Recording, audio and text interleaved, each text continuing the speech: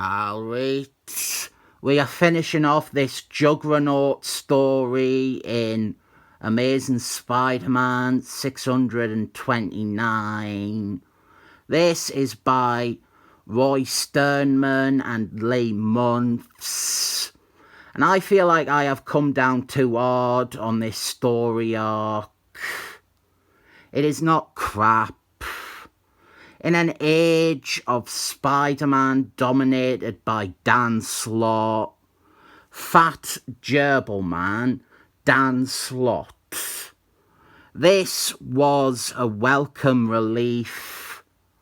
As its own story, it's passably average, but the real strength comes from it being a Spider-Man comic that isn't annoying or horrible.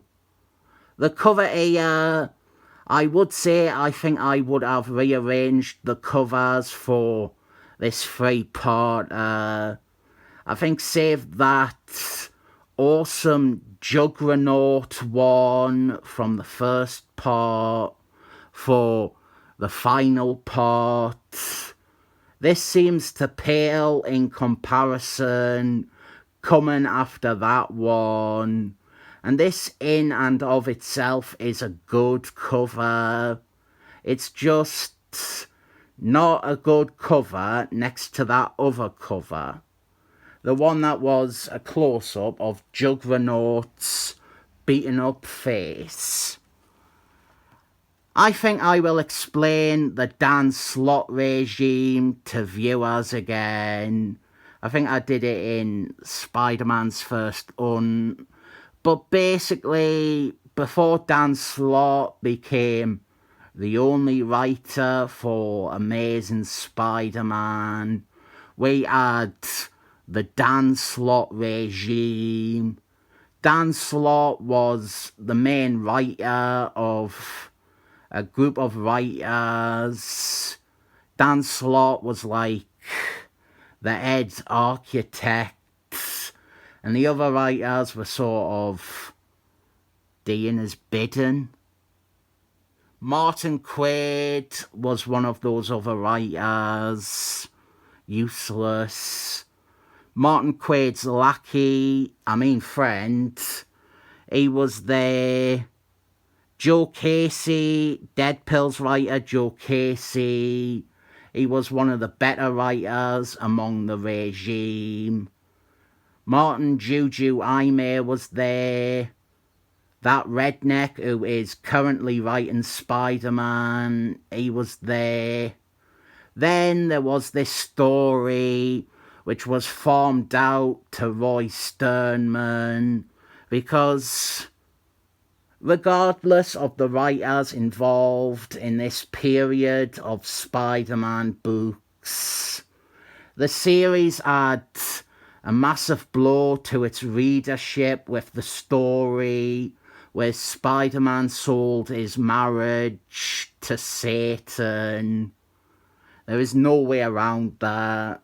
It didn't matter who wrote Spider-Man after that.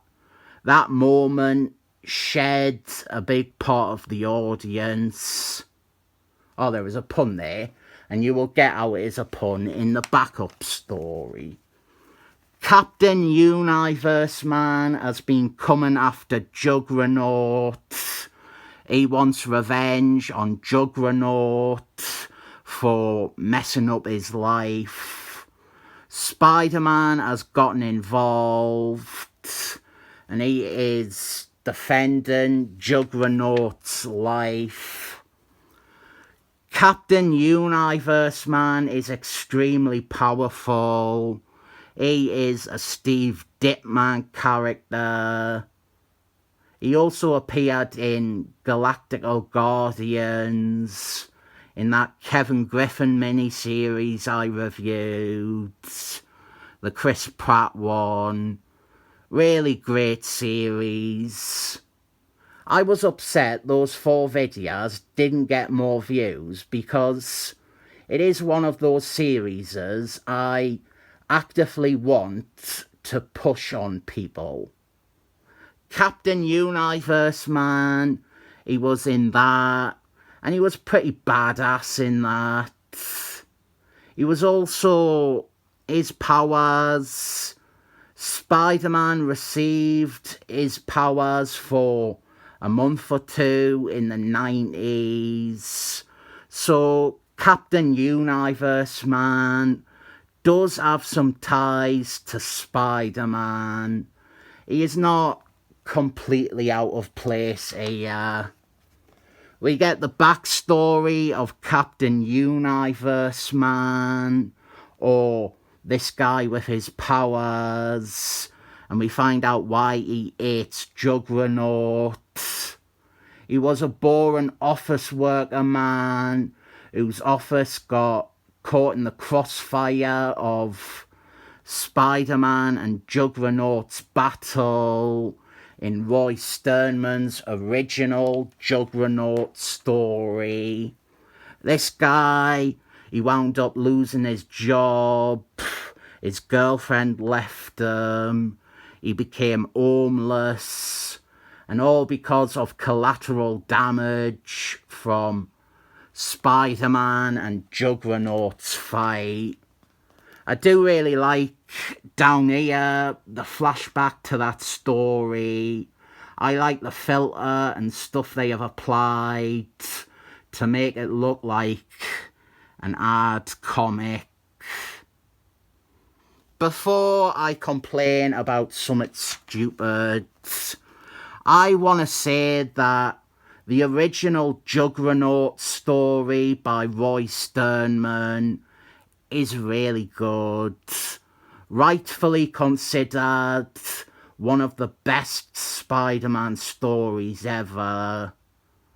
I take issue with a bit on this page where Juggernaut claims that original story, which was printed in the 80s, was only a few months ago. I hate the sliding time scale, and I have spoken about the timeline before, but even taking that into account, a few months ago is not long enough for that to have happened. Are we to believe Spider-Man?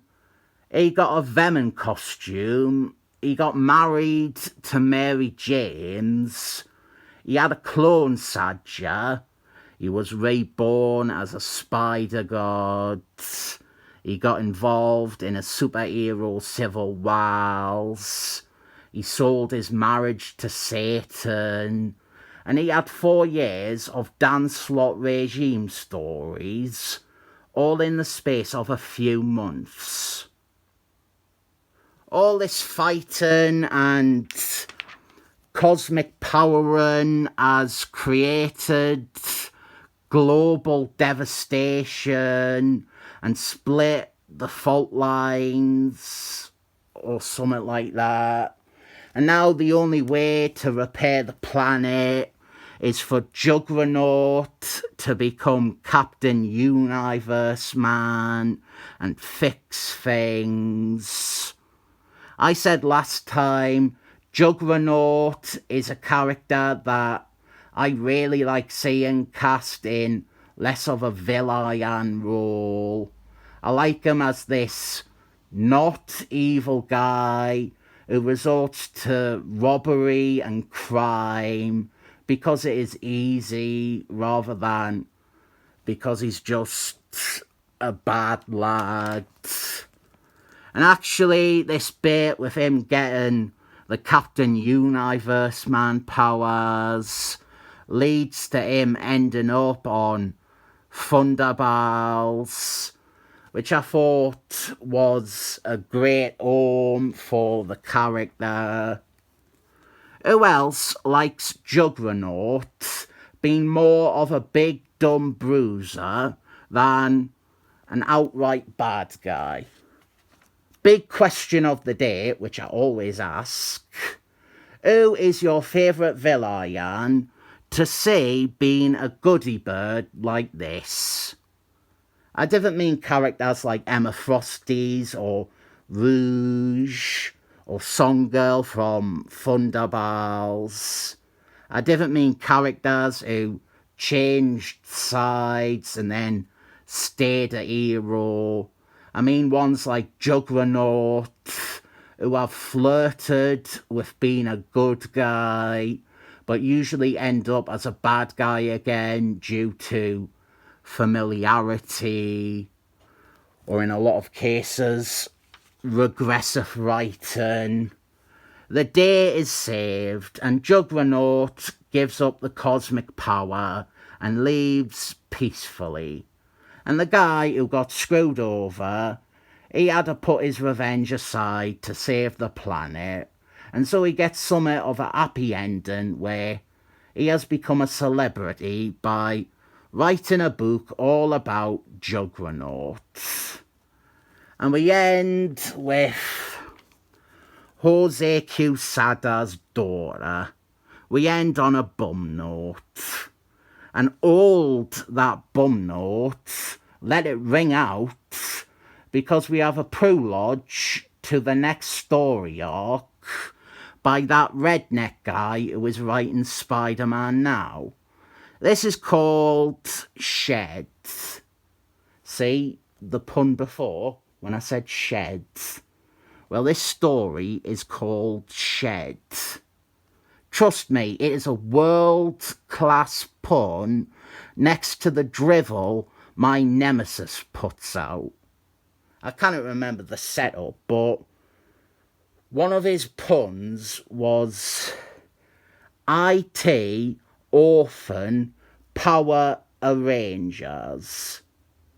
That is the level of his belaboured setup to have this really tenuous pun on Mighty Morphin Power Rangers. We have artwork by Crispinello, which is always nice to see. And I do actually have the next issue, and that is the only issue I have of it. And for the longest time, it was the last Spider-Man comic I had. I will get into the redneck and this story if I ever review that, but it is not positive. This Juggernaut story, I didn't not recommend it. If you're on a train or a bus or something like that, it's a decent way to pass some time. I can't help but sound mixed on it, but it's not bad. I'll give it 7 thumbs up.